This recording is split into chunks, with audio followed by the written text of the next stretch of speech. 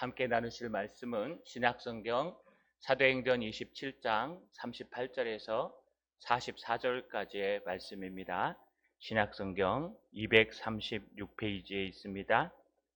사도행전 27장 38절에서 44절까지의 말씀입니다. 신약성경 236페이지에 있습니다. 찾으셨으면 신약성경 236페이지 사도행전 28장 38절에서 44절까지의 말씀을 제가 한 절, 여러분이 한 절, 마지막 44절은 같이 읽겠습니다. 배부르게 먹고 밀을 바다에 버려 배를 가볍게 하였더니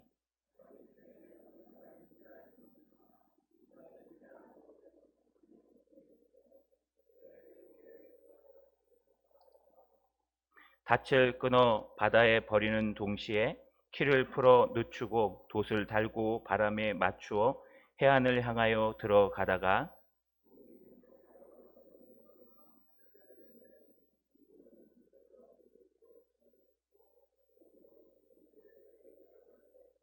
군인들은 죄수가 헤엄쳐서 도망할까 하여 그들을 죽이는 것이 좋다 하였으나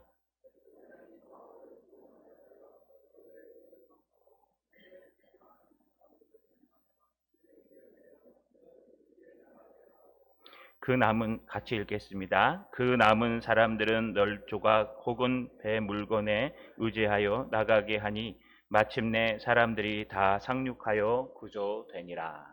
아멘. 우리 손을 들어 하나님 앞에 인사하겠습니다. 추석을 무사히 잘 보내게 하심을 감사합니다. 좌우로 인사합시다. 건강하게 만나서 반갑습니다. 여러분, 오늘 한 분을 소개하려고 합니다. 2011년 3월 달에 일본 도쿠오카 현에서 발생한 9.0의 지진으로 인해서 쓰나미가 일본을 덮쳤습니다. 아마 여러분들은 2011년에 이 덮치는 광경을 뉴스 영상으로 보셨을 겁니다.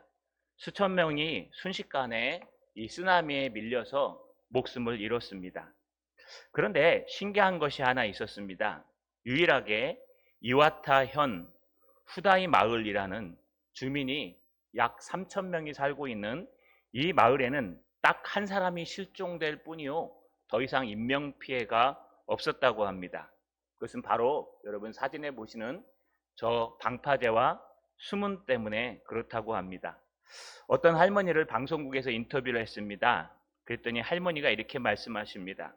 방파제가 없었으면 우리는 죽은 목숨이에요.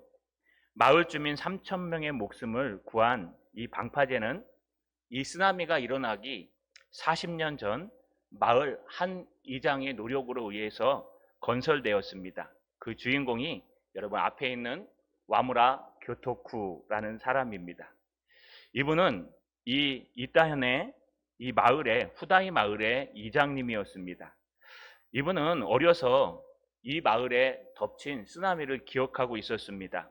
약 15m 이상 쓰나미가 덮쳤을 때 1896년에 한 번, 1933년에 두 차례 덮친 것을 기억하고 언젠간 다시 쓰나미가 올 것이다 라고 생각하며 이 수문과 또 이 방파제를 15m 이상으로 건설하기 시작했습니다. 돈은 무려 14억 원이나 한 달러로 들었습니다. 걸린 시간은 12년 만에 완공할 정도였습니다. 이 수문과 방파제가 지어질 때 수많은 사람들이 손가락질을 하고 욕을 했습니다. 이 12억을 1,400억을 마을의 복지를 위해서, 가난한 사람들을 위해서, 마을의 발전을 위해서 썼으면 얼마나 똑똑할 것이오.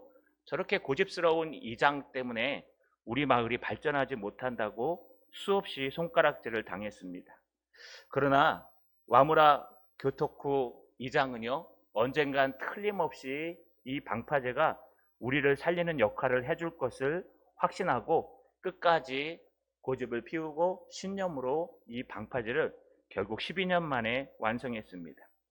그러고 나서 2011년 3월에 이 대지진이 일어났고 10m가 넘는 쓰나미가 이 마을에 몰려왔습니다. 결국 모든 마을과 도시에 수많은 사람들이 수천 명이 죽어갔지만 이 마을만큼은 절대로 한 사람 외에는 실종조차도 일어나지 않은 놀라운 백성들의 마을 사람들의 목숨을 구한 훌륭한 촌장으로 남았습니다. 애석하게도 와무라 교코토씨가 죽은 후에 이 쓰나미가 몰려왔기 때문에 살아생전에는 그의 바른 뚝심과 신념이 칭찬받지 못하고 욕만 열심히 먹다가 소천했다고 기록합니다. 하나님의 뜻은 이렇게 희생하는 자에 의해서 일어납니다. 세상에도 생명을 중시하고 세상에도 마을을 살리기 위해서 자기의 욕먹을 각오를 하고 본질과 신념에 최선을 다한 한 이장이 3천 명의 영혼을 살리는 그런 일을 했다면 하나님의 일은 어떨까요? 하나님의 뜻에 있어도 아무나 하나님의 뜻을 이루는 것이 아니라 이러한 참된 믿음과 신념이 필요합니다. 오늘 여러분에게 소개할 본문은 바로 와무라 교쿠토 씨와 같은 신념을 가지고 하나님의 일에 쓰임받은 한 사람을 소개하려고 합니다. 오늘 말씀을 통해서 여러분의 믿음이 더 굳건해지는 시간 되시기를 주님의 이름으로 간절히 소망합니다. 우리가 폭풍이란 단어를 가지고 요나서를 살펴보았습니다. 이제 다시 사도행전으로 돌아오겠습니다.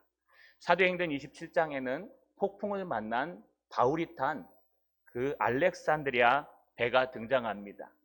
이 배의 일정은 이렇습니다. 배는요, 첫날 항해를 합니다. 미항에 간신히 도착했는데 미항에서 너무 불편하고 힘이 드니까 미항에서 출발하여 베니게로 가자고 사람들과 여론들이 들끓기 시작합니다. 특별히 앞장선 사람들은 선장과 선주였습니다. 그들이 열심히 이 책임자인 백부장 율리오를 여러분 설득하는 바람에 율리오는 하나님이 바울을 통해서 말씀하신 떠나면 안 된다, 떠나면 재산과 생명에 지장이 있다는 말을 무시하고 여론을 따라서 결국은 미항을 출발하게 됩니다. 출발한 첫날 얼마 지나지 않아 유라굴로 광풍, 유라굴로라고 하는 광풍, 미친 바람을 만납니다. 어디서 어떻게 불지도 모르고 어떤 방향으로 불지도 모르고 파고가 얼마일지도 모르는 큰 광풍을 만났습니다. 나중에 말씀드리는 것처럼 차라리 바울의 말처럼 떠나지 않았더라면 이런 광풍이 절대로 없었을 텐데 그들은 바울의 말과 하나님의 말씀보다 여론이 중요했고 사람들의 생각이 중요했고 전문가인 선장과 선주의 말이 중요했습니다. 결국 첫날 이 광풍 때문에 배에 있는 모든 기구와 연장을 버렸습니다. 둘째 날도 멈추지 않아서 둘째 날은 가지고 있던 모든 짐과 재산을 포기하고 버리게 됩니다. 그래도 멈추지 않아서 셋째 날은 배에 있는 필요한 기구들을 다 뜯어서 버렸습니다. 그럼에도 불구하고 이 광풍은 멈춰질 기회를 찾지 못합니다. 며칠 동안 사람들은 배 속에서 흑암과 또 어둠 속에 항해를 합니다. 결국 그들은 살 소망까지 끊어질 정도로 절망과 공황 상태에 닥치게 됩니다. 그때 믿음의 사람 바울이 다시 일어났습니다. 바울은 그들에게 용기를 내라, 희망을 내라, 위로하기 시작합니다. 그러면서 어젯밤에 하나님께서 하나님이 부르시는 천사를 내게 보내서 나에게 결코 죽지 않는다, 사명이 다한다고 말씀하셨다. 그것이 오늘 여러분의 읽어드린 27장 24절에 바울아 두려워하지 말라, 내가 가이사 앞에 서야 하겠고 또 하나님께서 너와 함께 항해하는 자를 다 내게 주셨다 하셨습니다. 지난밤에 하나님께서 보내신 천사가 나타나서 바울아 두려워하지 마라. 왜냐하면 바울도 두려웠습니다. 이렇게 끝나는 것인가? 그런데 하나님께서 결코 두려워하지 마라. 너의 사명이 다하기 전까지는 절대로 하나님이 너를 죽이시지 않을 거다. 어느 폭풍도 너를 이겨낼 수 없을 거다. 왜요? 하나님이 지키시기 때문에. 걱정하지 말라고 얘기합니다. 또 하나 플러스로 하나님께서 너와 함께한 275명의 영혼들을 다 너에게 줄 것이니 그들도 죽지 않고 살아나리라. 이게 하나님께서 여러 날 지내서 흑암 가운데 소망과 절망 속에 있는 사람들에게 바울에게 나타나서 위로하는 말씀이었습니다. 드디어 시간이 지나갑니다. 이 말씀을 했으면 바로 그때 이루어지면 좋을 텐데 아마 시간이 많이 지난 것으로 보입니다. 14일차 대든에 드디어 바울의 선포대로 이 배가 육지에 가까워지기 시작합니다. 그것은 바로 멜리데 섬이지만 여기에 탄 사람은 어디에 가까운지 알지를 못합니다. 이 전문가들인 선주들이요, 이 선원들이 물을 2번이나 깊이를 재고 암초에 걸릴까 하여서 이제 마지막 남은 임시 닷줄을 고물, 배 뒤쪽에다 4개를 동시에 내립니다. 배가 더 이상 움직이지 못하도록, 그리고 캄캄한 흑암 속에서 날이 밝기를 기도합니다. 그때 바울이 다시 등장합니다. 이제 하나님께서 너희를 살려줄 날이 이르렀으니 이제 함께 식사를 하자. 힘이 없어서 우리가 헤엄도 치지 못하고 아무것도 하지 못한다면 안 되지 않느냐? 그런 의미에서 사도 바울은 사람들에게 음식을 먹으라고 얘기합니다. 여러분, 아직 이 배가 저 밑에 있는 리비아 쪽에 있는 그런 여러분 모래바닥에 걸린 건지 아니면 이탈리아로 가는 멜리데 섬에 걸린 건지 알 수가 없습니다. 그래서 만약에 여기서 식량을 다 소모하고 먹어버리면 만약에 모래바닥에 걸린 거면 꼼짝없이 구조대가 올 때까지 못 움직입니다. 헤엄쳐서 갈 수 있는 길이 아니기 때문에 그렇습니다. 그렇기 때문에 음식을 먹는다는 것은 믿음으로 먹어야 하는 것입니다. 마침 사도 바울은요, 믿음으로 먼저 자기가 음식을 먹었고 모든 사람들이 다 먹었습니다. 그때 오늘 본문 38절에 이렇게 시작합니다. 배부르게 먹고 밀을 바다에 버려 배를 가볍게 하였더니. 그냥 오늘 본문만 보면요, 바울이 먹으라 그래서 먹었구나, 그리고 배부르게 먹고 남은 밀을 다 바다에 버렸구나, 이렇게 끝나시면 안 됩니다.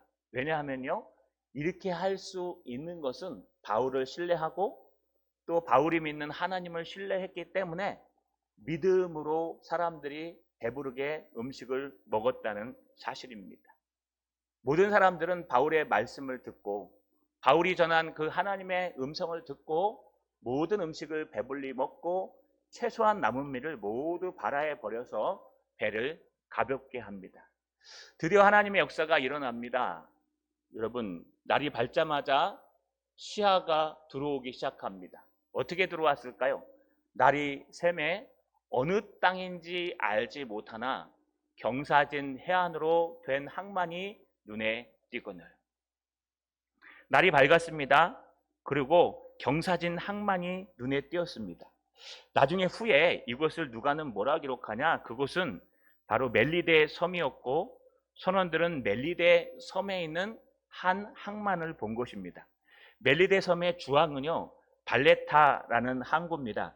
그러나 여기 탄 선원들은 아마 이 발레타항을 많이 거쳐갔을 겁니다.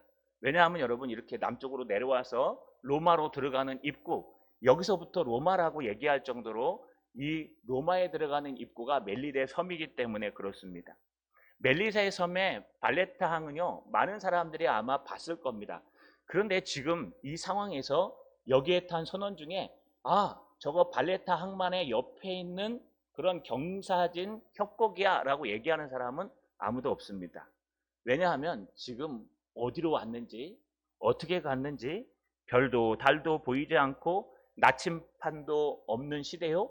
그냥 지도와 북극성 하나를 바라보고 동서남북으로 달려가는 시대이기 때문에 도저히 아무리 전문가인 선장과 선주와 선원들이라도 이 발레타 항구에 가까워 왔다는 걸 알 수가 없습니다.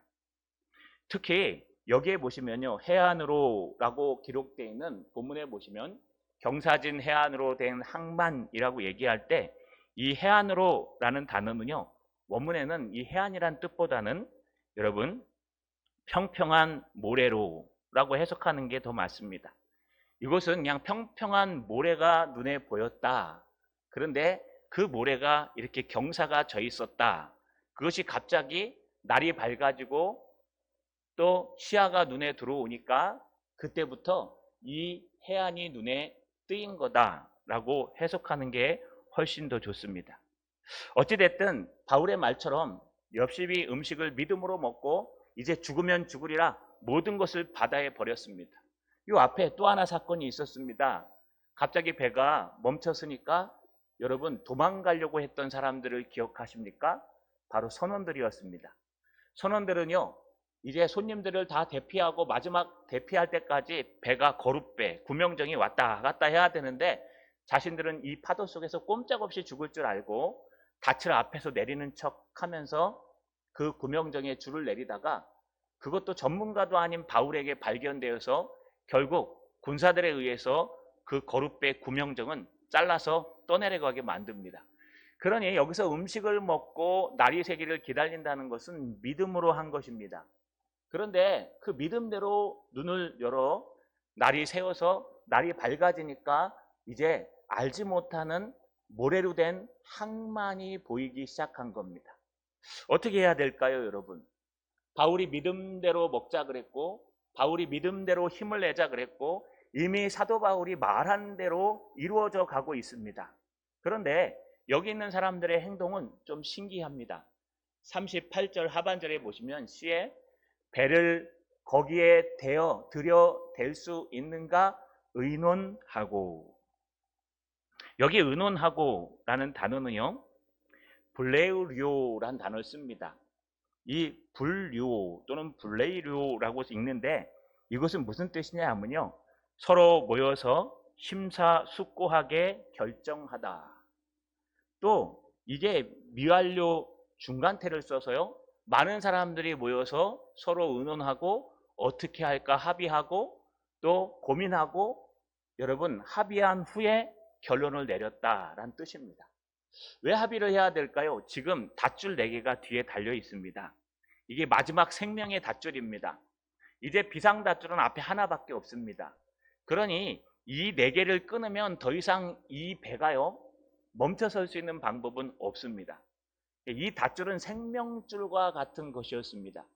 그래서 사람들은 이 닷줄을 끊고 해안으로 갈 것인가, 조금 더 기다렸다가 또 다른 방향으로 살 일을 모색할 것인가, 지금 모여서요 자기 생명을 두고 의논하고 있는 겁니다. 분류, 블레이류, 서로 모여서 많은 사람들이 계속해서 의논하고 합의하고 또 의논했다는 겁니다.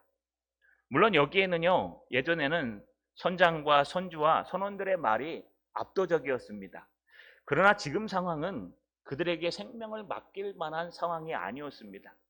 오히려 바울의 말대로 이루어진 것이 훨씬 더 많았습니다. 그러니 여기에 모인 사람들은 선장과 선주와 선원들이 얘기하는 게 아니라 모든 사람을 얘기하는 겁니다. 자기의 생명의 권한을 갖고 있는 모든 사람들이 모여서 이렇게 합시다, 저렇게 합시다, 배가 지금 이런 상태니까 조금 더 기다려 봅시다. 아닙니다. 지금을 놓치면 안 되니까 빨리 저 닷줄 4개를 끊고 목숨을 한번 걸어 봅시다 하면서요 자기의 생명과 삶을 놓고, 또 선장과 선주는 배를 놓고 얘기하겠죠. 이 배를 포기하면 안 되니까 이 배까지 살릴 수 있는 방법을 한번 찾아봅시다. 의논하고 또 의논합니다. 그러고 나서 의논한 결론은 뭘까요? 오늘 40절은 기록하지 않았습니다만 오늘 30절에 그들은 이렇게 결론을 내립니다. 닻을 끊고 바다에 버리는 동시에 키를 풀어 늦추고 돛을 달고 바람에 맞추어 해안을 향하여 들어가다가, 이 멜리데 섬에 있는 이곳을 보면은요, 여러분 모래턱으로 이루어져 있기 때문에 잘못 들어가면 모래에 걸려버립니다. 그렇기 때문에 모래에 안 걸리고 그 사이를 잘 통과해야 될 두 물이, 앞에 보시면 41절에 두 물이 합하여 흐르는 곳을 만나 배를 걸매라고 할 정도로 그 사이로 잘 들어가야 되고 통과하기가 어렵습니다. 일반적인 배들도요 이곳을 통과하기는 어렵다고 합니다. 이곳의 이름은 후에 사람들이 성 바울만이라고 기록하고 있습니다. 지금도 아마 지도를 찾아보시면 성 바울만이 등장합니다. 좀 다른 곳입니다. 실제로 성 바울만이 아니라 그 옆쪽으로 쭉 위를 성 바울만이라고 얘기하는데, 여기 등장한 바울이 내렸다고 하는 이 멜리데 섬 가운데 성 바울만은 이 안쪽에 협곡을 얘기합니다. 두 물이, 민물과 바닷물이 섞여서 이 섬을 가로지르는 그런 두 물이 합쳐지는 협곡을 얘기합니다. 여러분 이쪽으로 달려가서 여길 잘 빠져나가면 배도 살 수 있고 사람들도 살 수 있으되 만약에 여길 빠져나가다 암초에 부딪히거나 또 모래에 처박히면 꼼짝없이 죽을 수밖에 없는 겁니다. 그러니 지금 전문가들과 사람들이 서로 의논하고 머리를 맞대고 이견하고 얘기하고 또 얘기해서 그래 한번 목숨을 걸어보자 하고 닻을 내리고 또 바람에 여러분 이 바람으로 가는 돛을 달고 또 키를 잡고 열심히 풀면서 이 해안을 빠져나가기 위해서 몸부림친 겁니다. 그런데 여러분 이 의논한 대로 됐을까요? 오늘 41절을 잘 보십시오.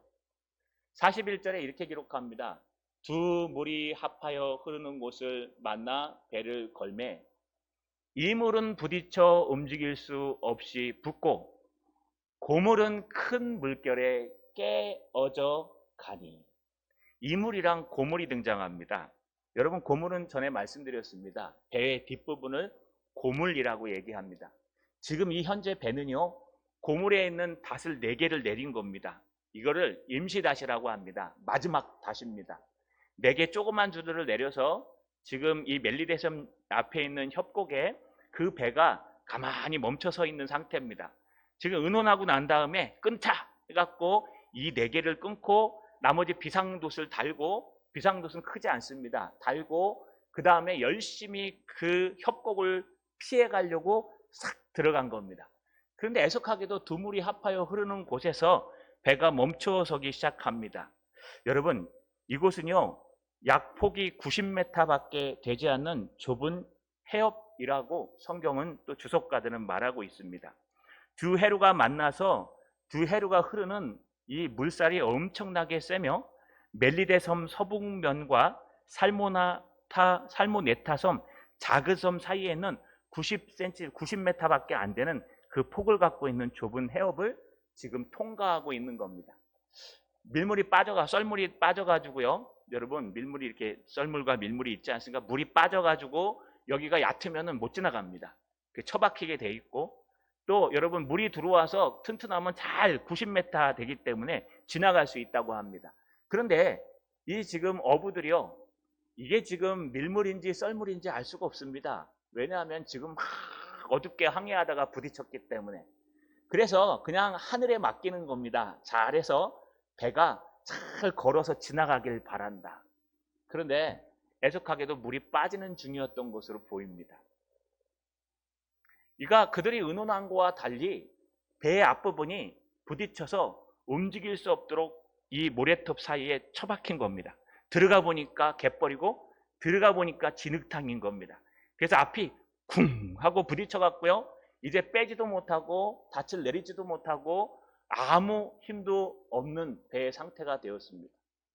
반면에 뒤는 어떻게 됐을까요? 고물은 뒤는 큰 물결에 깨어져 가니.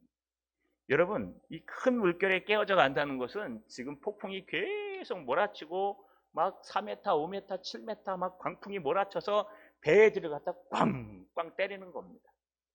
물론 앞에 닷줄을 내리고 있을 때도 쉽지는 않았을 겁니다. 그런데 이제는 닷줄도 없습니다.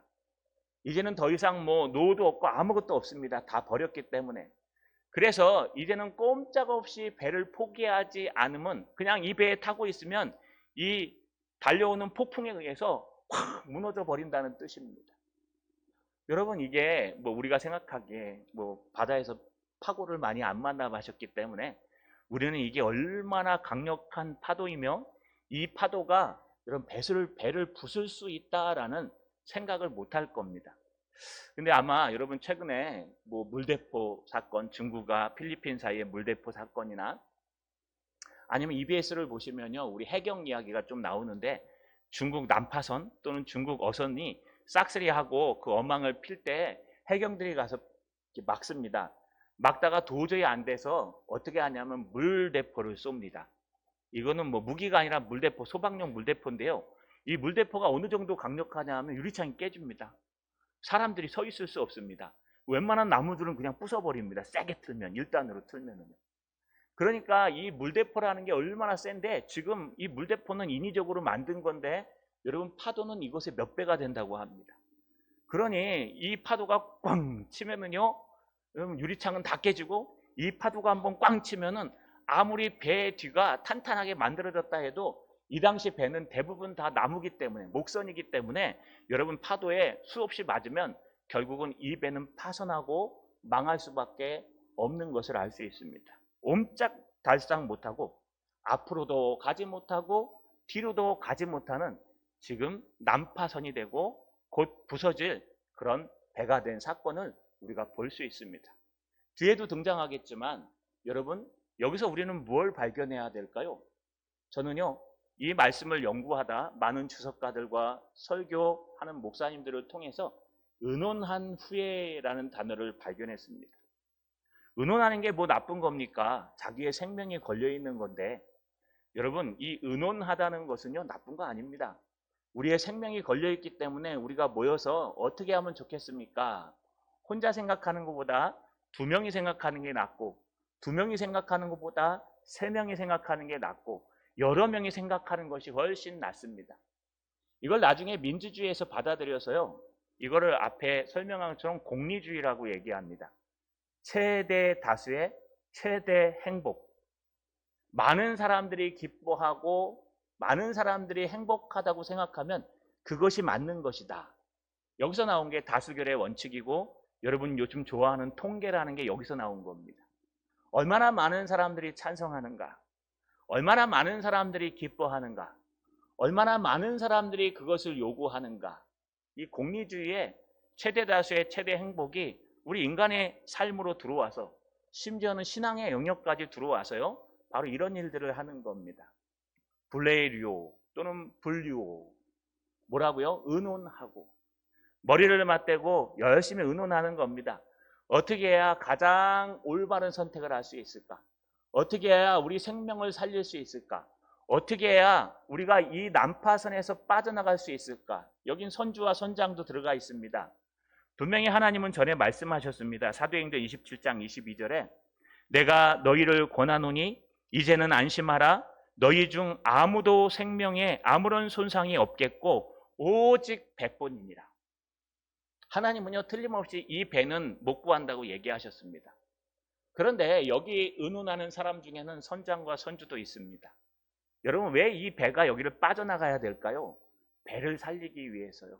영혼도 살리지만 영혼을 가장 안전하게 배도 살아야 영혼이 살고, 또 배도 살고 영혼도 살면 좋지 않느냐 하는 의견이 들어갔기 때문에 여러분, 배를 그냥 난파하더라도 가까이 대고 다 뛰어내려서 헤엄치자 이렇게 했으면 될 텐데, 그게 아니라 이 배를 살리고 사람도 살리자라고 해서 하나님의 뜻과 관계없이 간 겁니다.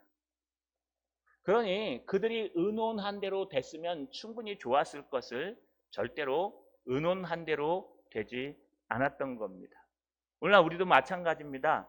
여러분, 우리가 아무리 수많은 사람들이 요구해도 그것이 진리가 아니면 아무것도 안 되는 겁니다.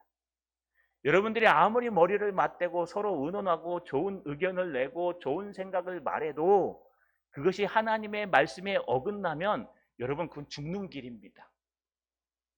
만약에 여러분 생각해 보십시오. 미항에서요, 사도 바울에게 하나님의 말씀하셔서 떠나지 마라. 좀 불편하고 힘들어도 이 미항에서 겨울을 나고 떠나는 게 안전하다라고 하는 사도 바울의 말을 율리오가 들었더라면 아마 이런 풍랑을 만나지 않았을 겁니다. 수많은 사람들이 아닙니다. 이 미항보다는요, 베니게항이 훨씬 낫습니다. 거기는 항구가 커가지고 유흥시설도 잘 돼 있고 편의시설도 잘 돼 있고, 또 심지어 우리가 갖고 있는 모든 것을 팔아서 돈도 벌 수 있고, 그러니 항구에 들어가는 입구가 2개 있는 베니게항이 훨씬 낫습니다. 요거 딱 반나절이면 갑니다. 반나절.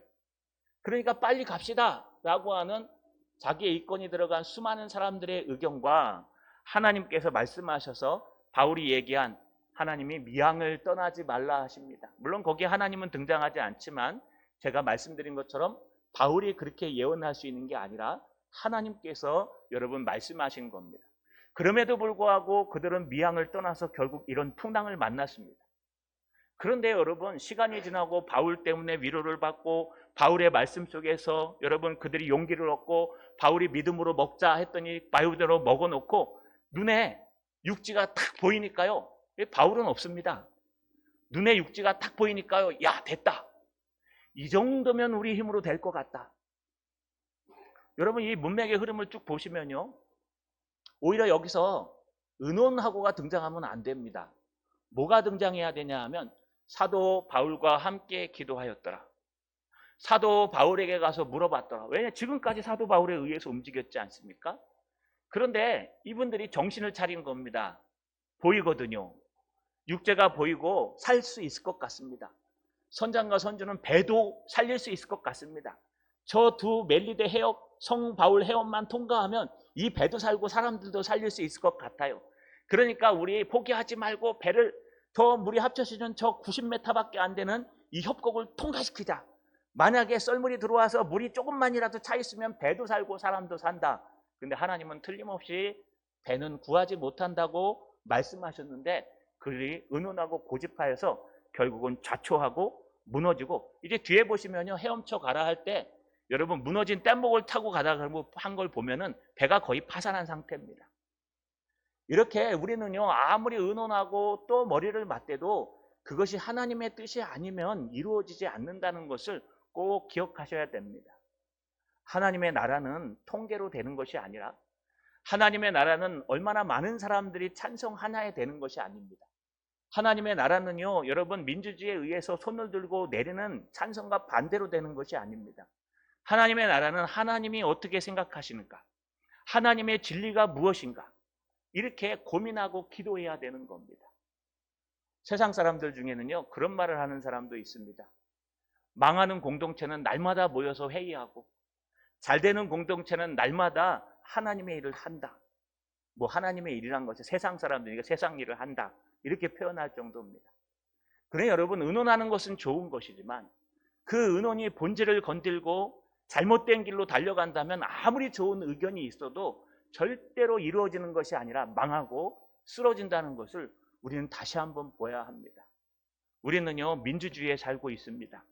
수많은 통계들을 보고 수많은 의견들을 보고 맞냐 틀리냐 요즘 왈가왈부하는 모습들이 너무 많습니다. 거기에 여러분 좌지우지되지 마십시오. 그것은 사람들이 만들어낸 의견이요 통계일 뿐입니다. 천지를 움직이시는 분은 하나님이십니다. 하나님이 역사하시면 이루어지는 것이요 하나님이 역사하지 않으시면 안 이루어지는 것입니다. 의논보다는 하나님 앞에 기도하고 말씀 가운데로 돌아오시는 저 여러분 되시기를 주님의 이름으로 강력히 소망합니다. 그러면 어떻게 됐을까요? 여러분 이제 문제가 생깁니다.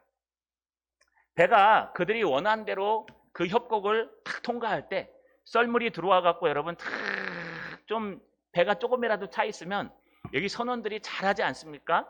90m 되는 걸 탁 통과해 가지고 모두가 다 살아났다 박수를 칠 텐데 그렇지 않았습니다. 애석하게도 거기에 모래가 차 있었고 물이 빠지는 바람에 여러분 모든 사람들이 거기에 처박혀서 지금 뒤에서 뻥뻥 폭풍으로 치고 있는 상태입니다.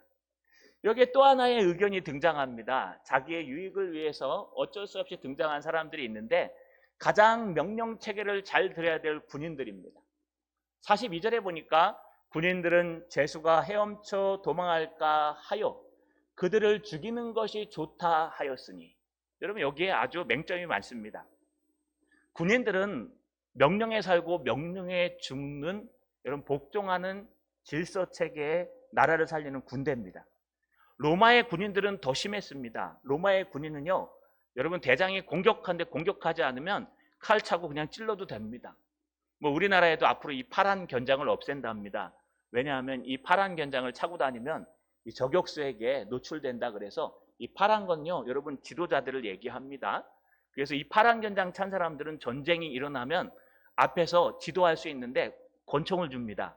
아니면 자기가 갖는 화기를 가지고 명령에 불복종하는 부하가 있으면 직결심판 쏴서 죽여도 된다는 그런 허락하는 견장입니다. 근데 요즘은요 이게 보이면 안 되기 때문에 이것을 여러분 없앤다고 합니다. 그냥 우리가 다른 방법으로 우리 분대장이요 우리 소대장이요 중대장이라고. 여러분 로마도 마찬가지입니다. 여기에 최고의 권력은 백부장 율리오입니다. 밑에 100명은 아니지만 수십 명이 타고 있었을 겁니다. 이 군인들은 자기의 의견을 내면 안 됩니다. 그냥 율리오가 하자는 대로 해야 됩니다. 그런데 목숨이 위급해지니까 그들이 이구동성으로 떠들기 시작합니다. 그들이 염려하는 건 바로 이겁니다. 죄수가 헤엄쳐서 도망갈까 염려하는 겁니다. 왜 죄수가 도망쳐서 도망가는 게 문제가 될까요? 여러분, 로마의 법에 의하면 죄수를 지키거나 죄수를 이송하는 이 로마 군병이요, 죄수를 도망가게 놓치거나 또는 죄수를 풀어주거나 풀려진 걸 못 잡으면 그 죄수가 살아야 될 형량 그대로 살아야 됐습니다. 여러분, 이런 예들이 성경에 엄청 등장합니다. 베드로가요, 꿈에 천사가 나타나서 죽을 수밖에 없는 베드로를 살려준 사건, 사도행전 12장 18절에서 19절 말씀을 찾아보시면 거기에 우리 이미 한번 설교한 적이 있습니다. 여러분, 그때 베드로가 살아나간 후에 그걸 지키던 군사들은 어떻게 됐을까요? 사도행전 12장 18절에 보시면 날이 새매 군인들은 베드로가 어떻게 되었는지 알지 못하여 적지 않게 소동하니 헤롯이 그를 찾아 보지 못함에 파수꾼들을 신문하고 죽이라 명하니라. 헤롯이 유대를 떠나 가이사라로 내려가서 머무니라. 여러분, 로마의 군병들을 일부분 갖고 있는 헤롯조차도 여러분 뭐라 그럽니까? 베드로를 놓쳤으니까 저것들 파수 잘못했으니까 죽여라. 어차피 베드로를 죽이려고 했으니까. 여러분, 이 사건이 또 하나 등장합니다. 사도행전 16장에 보시면 빌립보 감옥의 간수입니다. 이 간수가요, 자다가 바울과 실라가 자정에 찬양하며 기도하는데 땅이 진동하고 옥문이 풀렸습니다. 이 간수가 아마 삐번이거나 아마 보초를 쓰다가 좋은 것 같습니다. 벌떡 일어나서 뛰어가 보니까 감옥의 문들이 다 열려 있습니다. 그때 바울과 실라가 도망간 줄 알고 자살하려고 합니다. 왜 그랬을까요? 그가 당해야 될 형벌은 바울과 실라가 당해야 될 형벌과 똑같습니다. 사도행전 16장 27절에 보시면 간수가 자다가 깨어 옥문들이 열리는 것을 보고 죄수들이 도망하는 줄 생각하고 칼을 빼어 자결하려 하거늘. 여러분, 결국 이게 무슨 뜻일까요? 로마 군인들에게는 책임이 하나 있는데 죄수를 놓치거나 죄수를 풀어주면 그 죄수가 감당해야 될 모든 제목들을 그걸 호송하는 로마 군병들이 감당하는 겁니다. 지금 똑같습니다. 죄수들은 어떻게 가야 되냐 하면요, 지금 다 묶여가지고 닷에 이렇게 잡혀 있어야 됩니다. 근데 앞에 첫째 날, 둘째 날, 셋째 날, 여러 날 지나면서 물건을 내어 던질 때 아마 이 착고를 풀어준 것으로 보입니다. 뭐 이것까지 풀었는지는 모르지만 중요한 것은 다 풀어주고 같이 살아야 되니까 설마 배에서 혼자 뛰어내리겠습니까? 그래서 풀어준 상태입니다. 그러니 이제 묻이 드러나 보이는데 저기로 가다가 이 죄수들이 도망하면 어떻게 될까? 물론 사도 바울은 여러분 억울합니다. 그러나 나머지는 분명히 누가는 죄수들이라고 표현하고 있기 때문에 아마 로마가에 끌려가는 죄수들은 사상범이거나 아니면 중범죄자들입니다. 사형을 언도하는. 여기 있는 죄수들은 다 죽어야 될 사람들인 겁니다.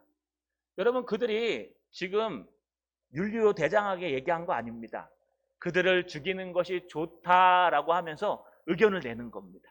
군인들이 있는데 율리오 대장한테 가갖고요, 이거 풀어줍시다 이게 한 게 아니고요, 그를 죽이는 것이 훨씬 낫지 않겠습니까? 이거 하면 대장님도 좋고 우리도 죽습니다 하면서 그들이 의견을 내서 의논하자고 하는 겁니다.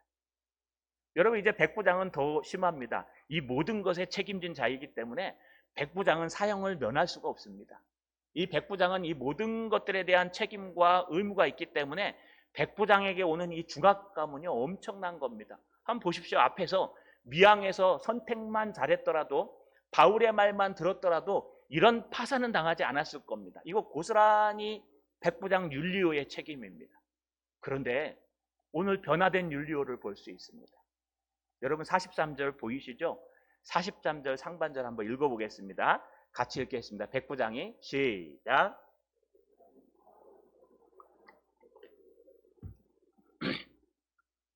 모든 군인들이 죽입시다.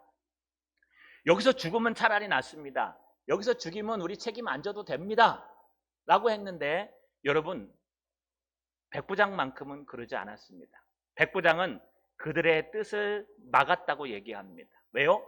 바울을 구원하기 위해서 막았다. 무슨 뜻일까요? 백부장에게는 믿음이 생겼습니다. 자기의 잘못된 선택 때문에 유라굴로 광풍을 만나서 이곳까지 왔는데 그 흑암 속에서 모두가 좌절할 때 사도 바울은 그 가냘픈 몸을 이끌고 일어나서 염려하지 마십시오. 하나님께서 여러분을 살려주신다고 약속했습니다. 라고 선포했고 그 말씀대로 백부장이 보기에는 지금 로마에 가까이 와 있는 어딘지 모르지만 가까이 와 있는 겁니다. 또 이 백부장에게 바울이여 모두 먹어라. 이제 살 수 있을 거다라고 하는 바람에 모두가 배불리 먹고 이제 그 하나님의 구원을 기다리고 있었습니다. 그런데 여러분 눈에 육지가 보이고 눈에 내 앞에 어려움들이 보이고 사람들이 제정신으로 들어와서 사람들이 육지를 배도 살리고 사람도 살릴 수 있는 방법을 의논해서 찾고 그것이 안 되니까 여러분 최후의 순간으로 저들을 죽여야 우리가 살 수 있습니다 라고 하는 군인들, 내가 살기 위해서 상대를 죽여야 하고 내가 욕먹지 않기 위해서 상대를 비난해야 되고 내가 살아나기 위해서 지적해야 되고 싸워야 하는 그런 군인들, 저들을 살려주고 놓치면 내가 죽습니다 라고 하는 사람들의 그 모습 속에서 우리는요 인간의 부족함을 발견합니다. 그런데 백부장은 안 그랬습니다. 백부장은 이 와중 속에서 모든 중압감과 욕과 책임을 강구하고 여러분 각오하고 바울을 구원하려고 그들의 뜻을 막았습니다. 여러분 바울의 이 백부장의 선택이 틀렸을까요? 그렇지 않습니다. 오늘 본문에 보시면요 44절에 그래서 번역이 되지 않았지만 그래서 마침내 사람들이 다 상륙하여 구조되니라. 무슨 뜻일까요? 결국 백부장의 그 희생 어린 각오, 그래 저기서 한 사람이라도 도망가게 되면 차라리 이 하나님의 종 바울을 살리고 하나님의 뜻을 이루고 내가 죽겠다. 이 죄인들 중에 하나라도 도망가서 그 책임을 지라 하면 내가 질게. 걱정하지 마. 그러나 사도 바울은 살려야 되고 분명히 하나님의 말씀은 이루어질 거야 라고 하는 백부장의 믿음이 마침내 사람들을 살렸습니다. 우리가 읽진 않았지만 43절, 43절 중반절에 보시면 백부장이 이렇게 명령합니다. 헤엄칠 줄 아는 사람들은 명하여 물에서 뛰어내려 먼저 육지에 나가게 하고 그 남은 사람들은 널 조각 혹은 배 물건에 의지하여 나가게 하니.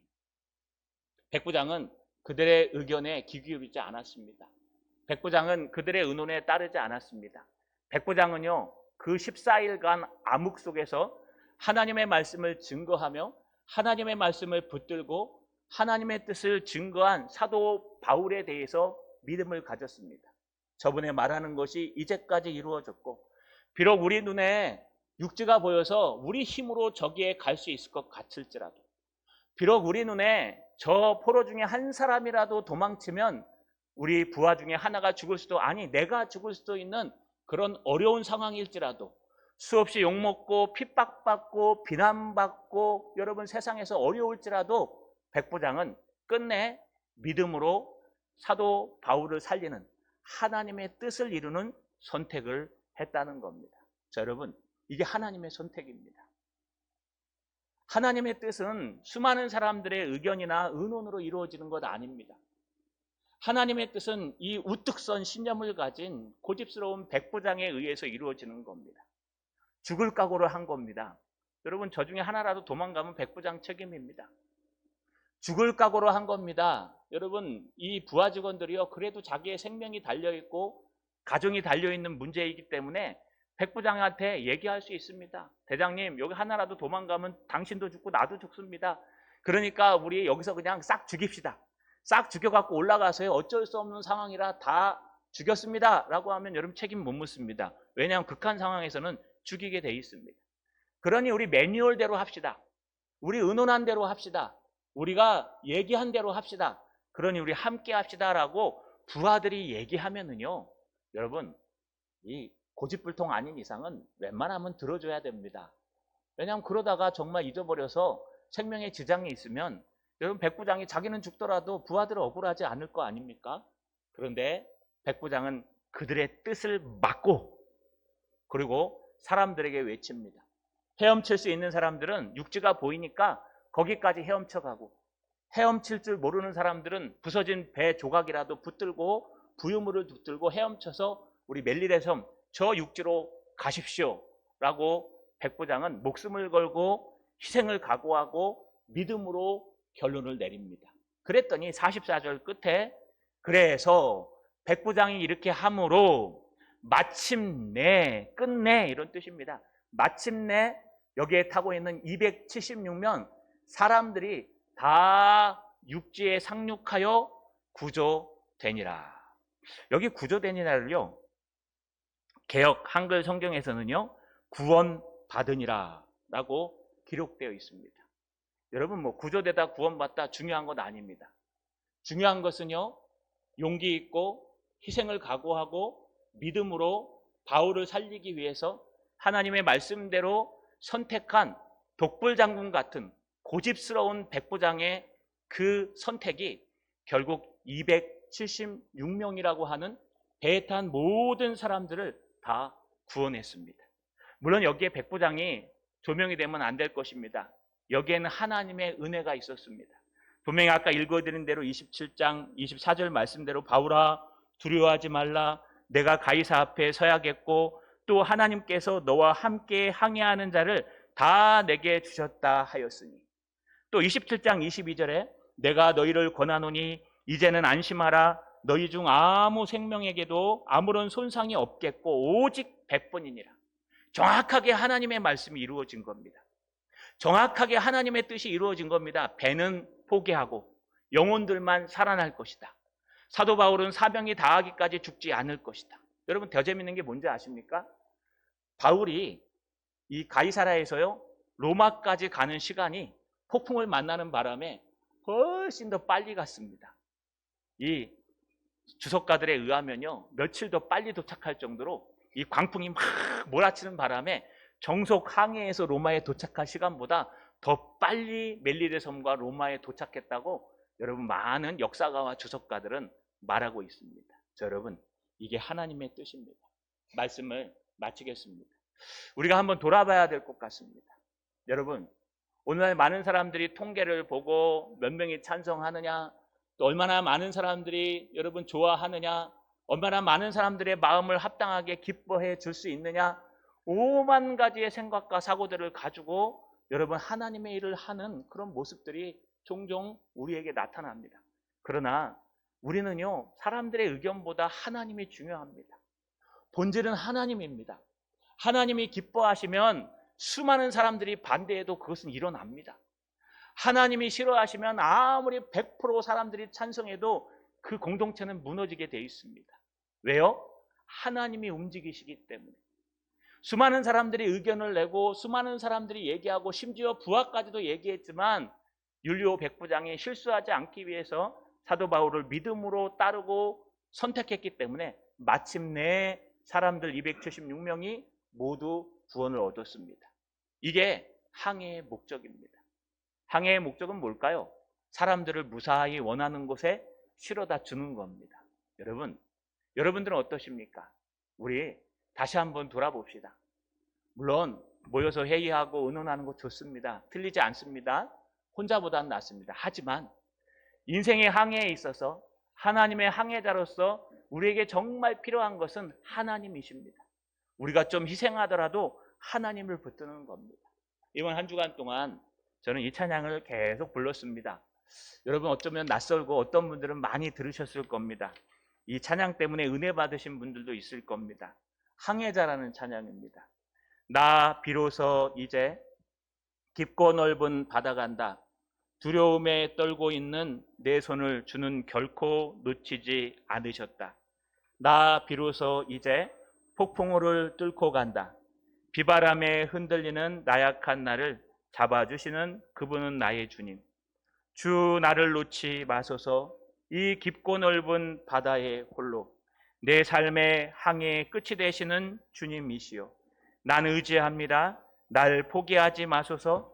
나 잠시 나를 의지하여도 내 삶의 항해의 방향을 잡아 주시옵소서. 우리 가사를 생각하면서 우리 한번 찬양해 보겠습니다.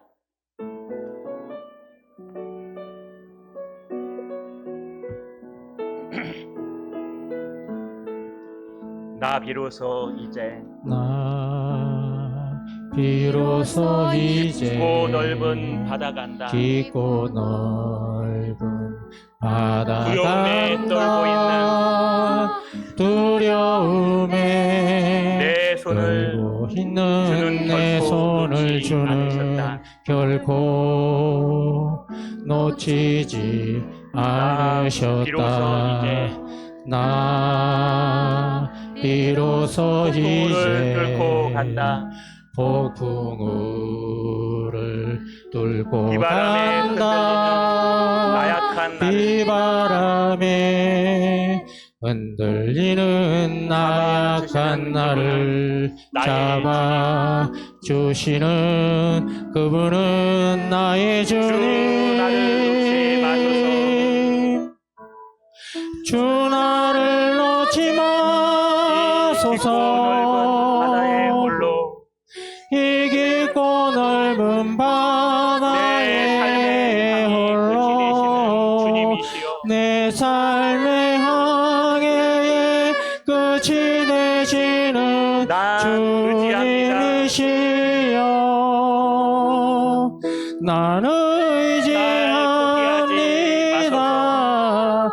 날 포기하지 나 잠시 나를 의지하여도 마소서. 나 잠시 나를 의지하여도 내 삶의 항해의 방향을 잡아 주시옵소서. 나 비로소 이제 나 비로소 이제 깊고 넓은 바다 간다. 두려움에 떨고 있는 내 손을 주는 결코 놓치지 않으셨다. 나 비로소 이제 폭풍우를 뚫고 간다. 비바람에 흔들리는 나약한 나를 잡아 주시는 그분은 나의 주님. 주 나를 놓지 마소서. 이 깊고 넓은 바다에 홀로 내 삶의 항해의 끝이 되시는 주님이시여. 나는 의지합니다. 날 포기하지 마소서. 나 잠시 나를 의지하여도 내 삶의 항해의 방향을 잡아 이 깊은 바다에 날 홀로 버려두지 주시옵소서. 주 나를 놓지 마소서. 이 깊고 넓은 바다에 홀로 내 삶의 항해의 끝이 되시는 주님이시여.